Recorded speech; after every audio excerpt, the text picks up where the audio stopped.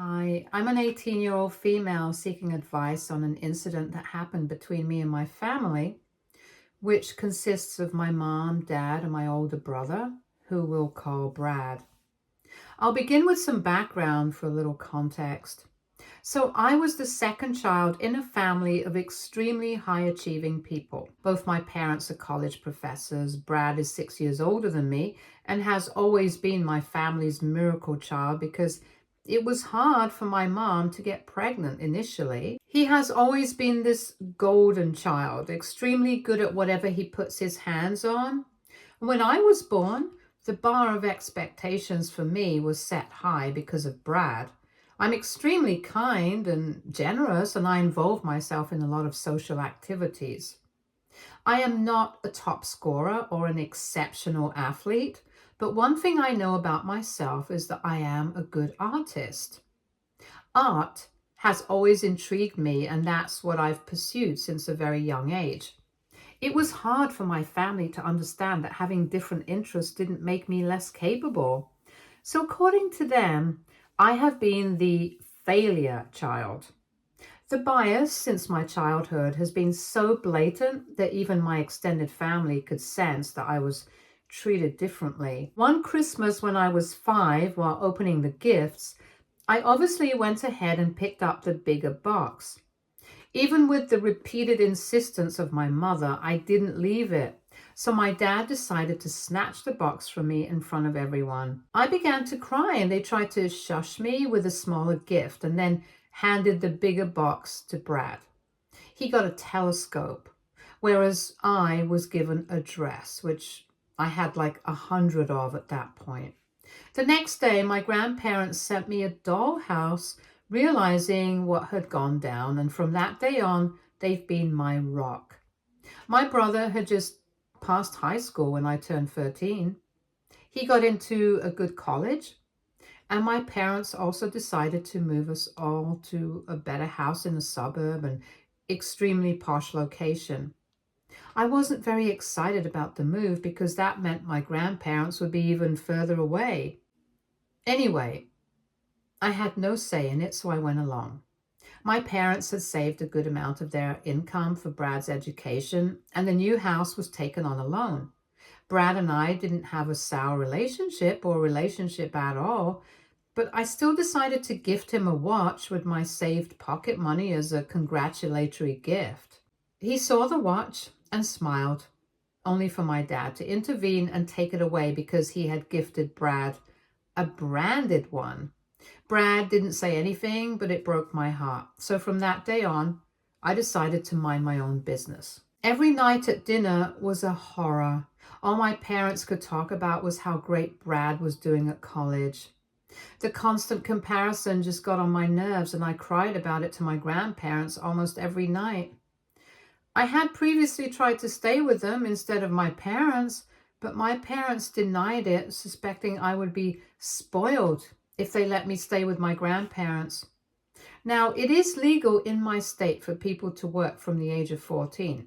So on my birthday that year, instead of making the day special for me, my parents decided to give me a valuable life lesson and suggested that I start working part-time to earn my own expenses since they were tight on money because of the new house. They had ample money to send to Brad for his expenses, but was suddenly short as soon as I reached the legal age to earn. I felt lonely, but didn't say anything because I knew there was no point. We moved to the new house in a few months. I had started working at a bookstore and was able to earn better than what most people got for the job due to the extra hours I put in. I had told my grandparents about it and they were happy knowing I was financially free now, but also wished that I could move out soon for a better future. Brad, on the other hand, had been causing some trouble.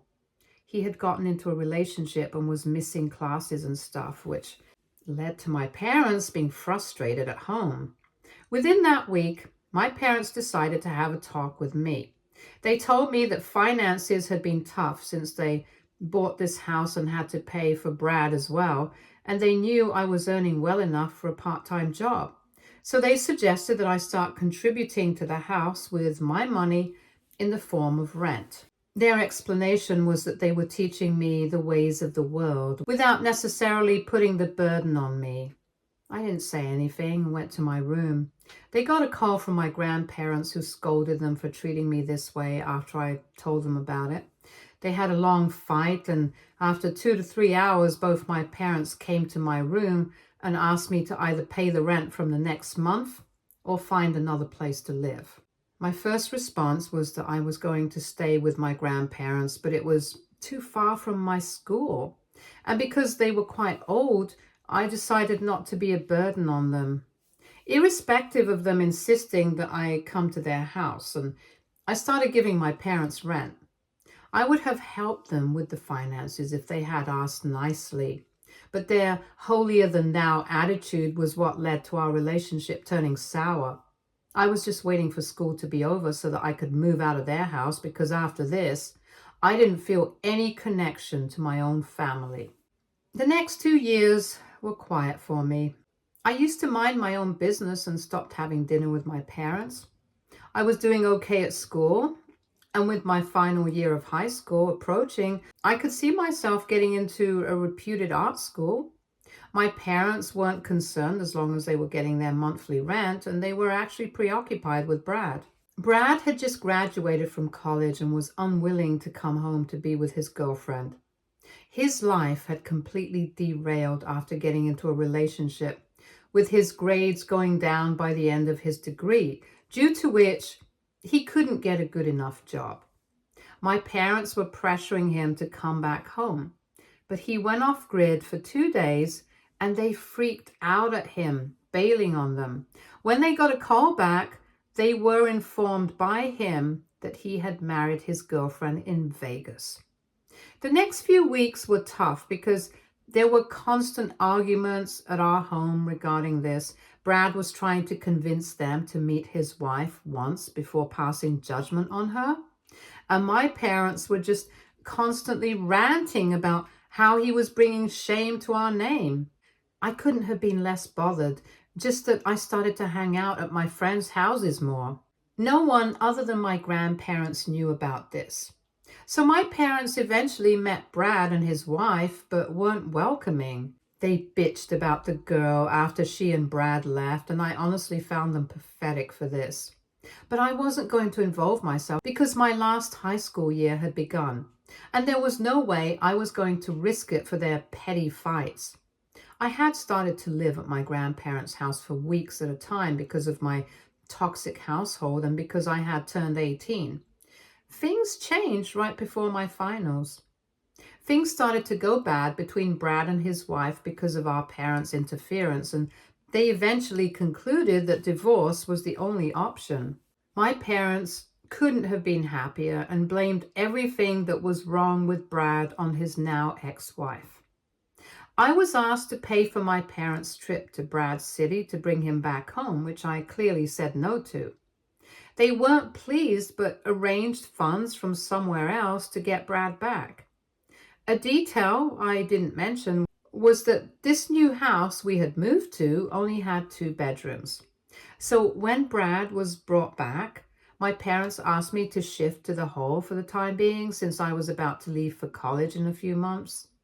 They clearly didn't care about me or my education and how this shift could affect me, but wished for their golden child to have access to everything to start fresh.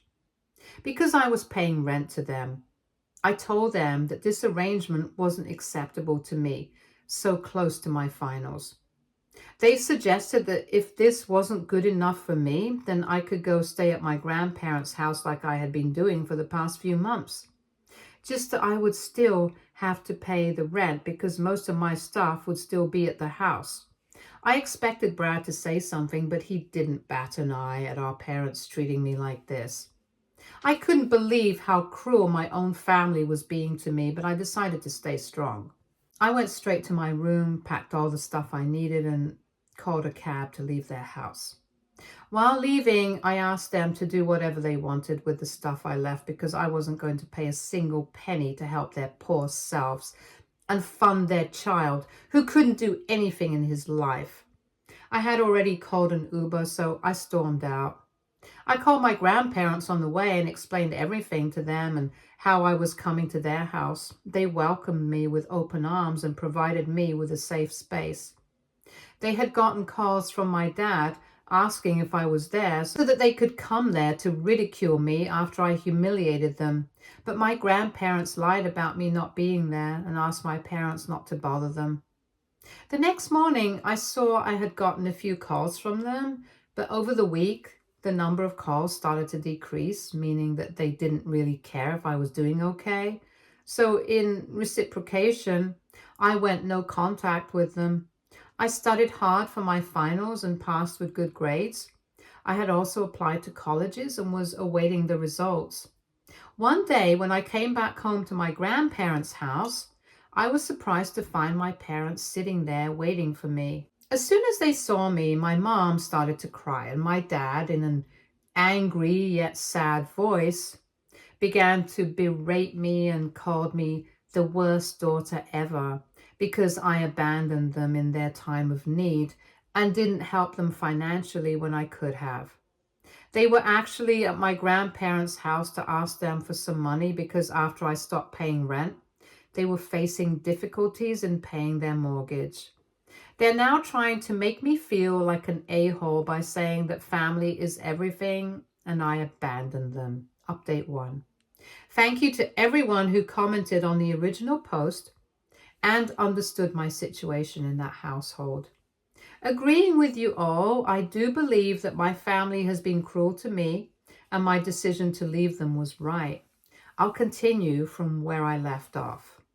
So my parents had come to my grandparents' house, pleading for money to pay their mortgage. My grandparents were willing to listen to them, but decided against it after they saw my parents blaming me for everything.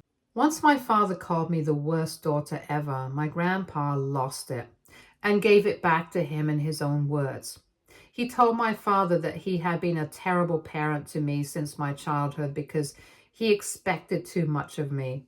Grandpa kept going and let him know how everyone in our extended family pitied me because of how I was treated as a child. My parents tried to argue back, but were shut down quickly when they were reminded of how they kicked me out to have their good-for-nothing son, Brad, back.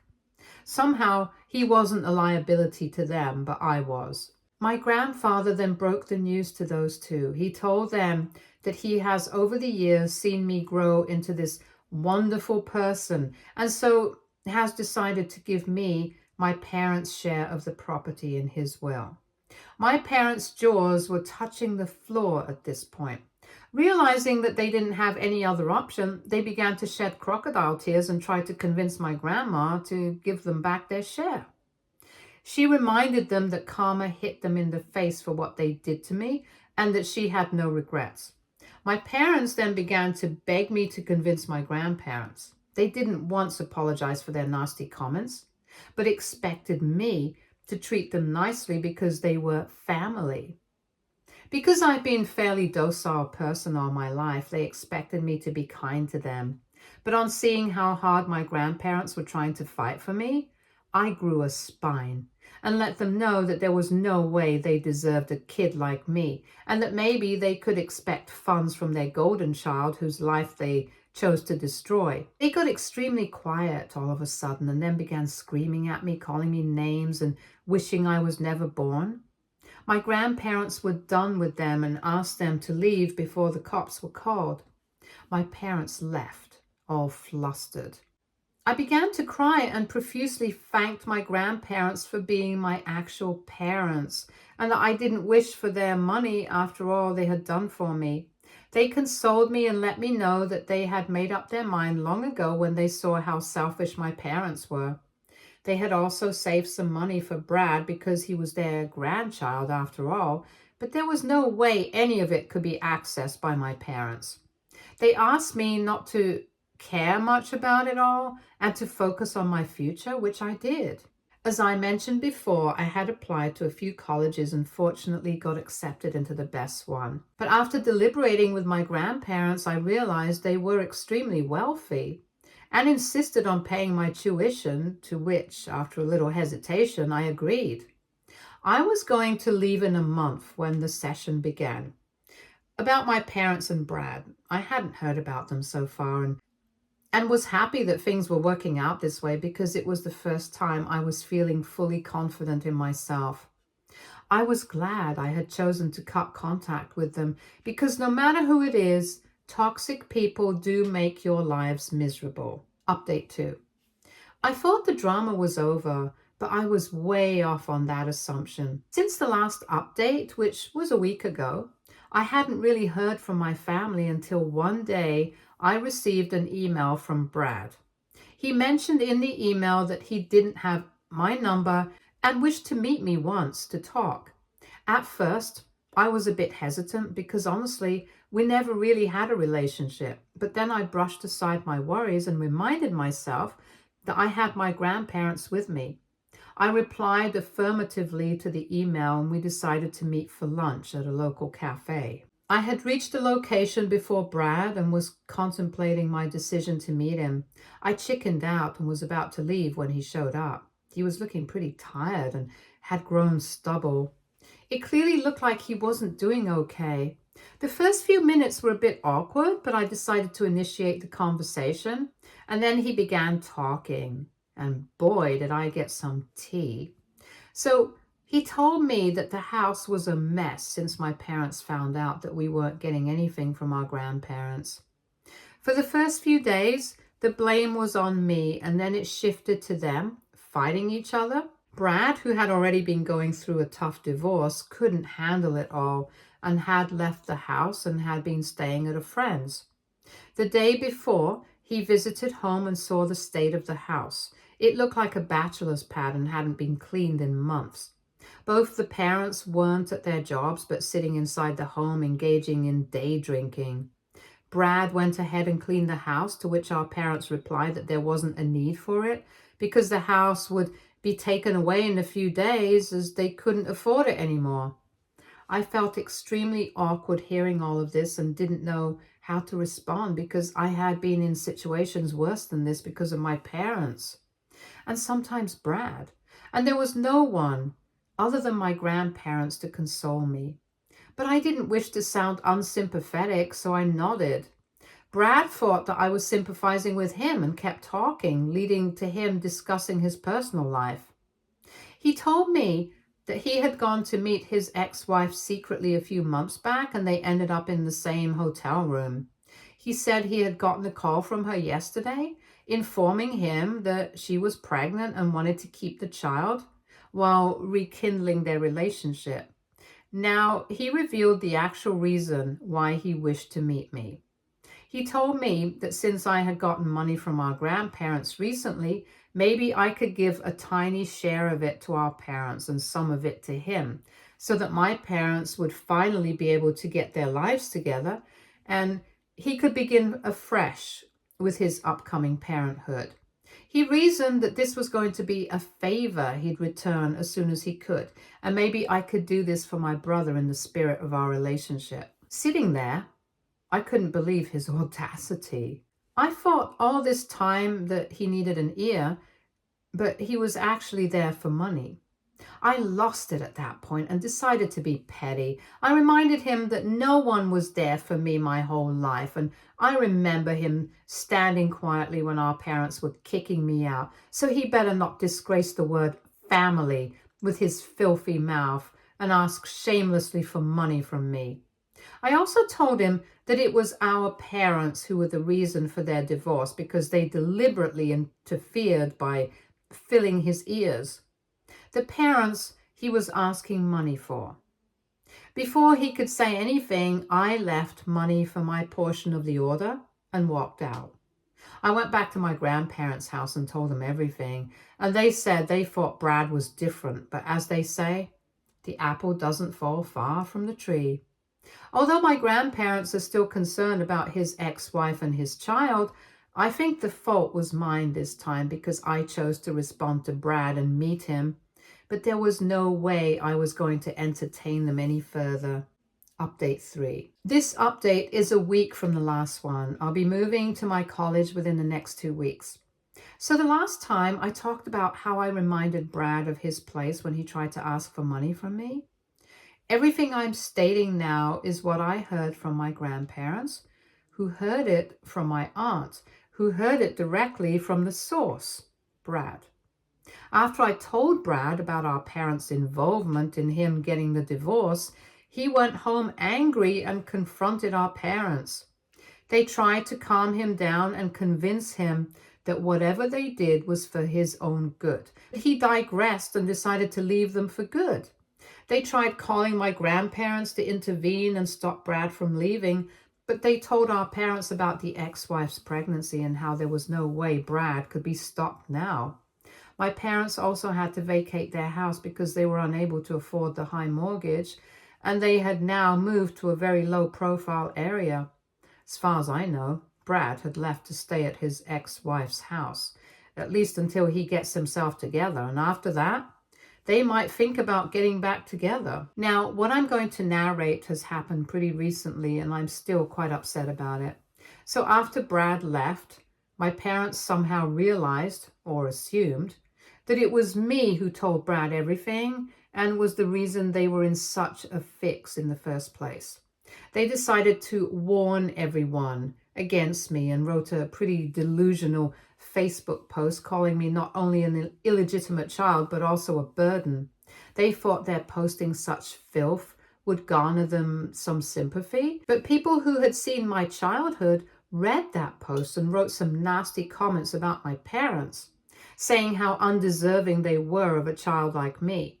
A few who didn't know anything rang me up and chose some choice words to remind me how ungrateful I was as a child, and I replied to them saying, if they don't know me, their opinion doesn't mean 2 cents to me. It offended most of them, but honestly, I didn't care enough. The only thing I was quite sad about was my parents thinking so lowly of me. I had always tried to be what they wanted me to become, only for them to blame everything wrong in their lives on me. I cried to my grandparents about it, who said that they would make sure I wouldn't have to tolerate my parents once I left the city to study. Now, since my parents' plan to defame me to their advantage had failed, they tried to use the legal route to get back the inheritance they had lost. The lawyer was a family lawyer and had a great friendship with my grandparents. He gave my parents a reality check and asked them to stop humoring themselves, leaving them embarrassed. Then he told my grandpa about it, who narrated the incident to us as a funny story. I don't think my parents' shenanigans are going to stop, but I hope things don't get any worse for me, at least until I leave.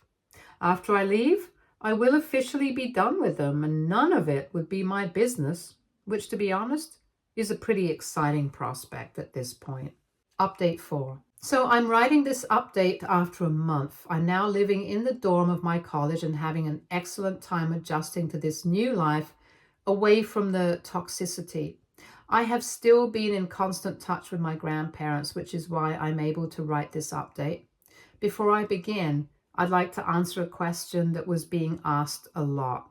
A lot of the comments mentioned that my parents are professors and wondered how it was possible for them to run out of money to pay the mortgage. I think people have underestimated how bad their financial planning was. The new house we moved to was extremely costly, way beyond what our parents earned. They thought they'd be able to pay through their savings, but were way off in their calculations. And that's why they were facing such a financial crisis now. Now, about the situation with my parents, they have been bad-mouthing me to anyone and everyone, but most people have not been taking them seriously after their Facebook post. Brad, on the other hand, lived with his ex-wife for like 2 weeks and came back to our hometown in hopes of better opportunities. He had taken some money from his ex-wife and was searching for places to live because he didn't wish to go back home to my parents. My grandparents offered him their place to stay until he found a job, and he accepted. And when they asked him about his future plans, he told them that he still plans to get back with his ex-wife for the sake of their family. Our parents tried to get in touch with him, but he outright asked them to get their act together before they tried to be a part of his life. My grandparents mentioned to me that they wished to help Brad out because they could feel his desire to change and were going to offer him some money once he got a job. I didn't give any opinions, but trusted my grandparents for their best judgment. A few days later, I came back to my grandparents' house to collect some stuff I didn't take in the first go. I also gifted them a painting I made, which they forcefully paid me for as a token for my first sale as an artist. I thanked them and got a bit emotional, remembering how my parents used to ask for money from me when I was just a child. My grandfather, on hearing this, mentioned how he found my parents taking rent from me absurd in the first place because they didn't have any expenses other than groceries. I asked him what he was talking about, and he told me that he had set up a fund for my and Brad's education since middle school, and that was what paid for most of our school and Brad's college expenses, with my parents having full control over it. This came as a huge surprise to me because I was told since my childhood that I should start paying up ASAP to reduce the burden on my parents and handle my own expenses. I told my grandfather that I had no idea of this, and he took it into his hands to confront my parents. Brad was still living there and had come back after his day of job searching around the town. My grandma invited my parents, and what unfolded was something we didn't expect. When my parents showed up, Grandpa sat them down and asked them about the fund for mine and Brad's education in our presence. They tried to cover by saying how it was used as intended, but on being asked further about why I had to contribute, they broke down. They admitted to using all that money for their own enjoyment and activities, never once thinking about how that would affect us. I couldn't believe how my own parents could be this selfish. After listening to everything they had to say, I made it very clear that I wanted nothing to do with them.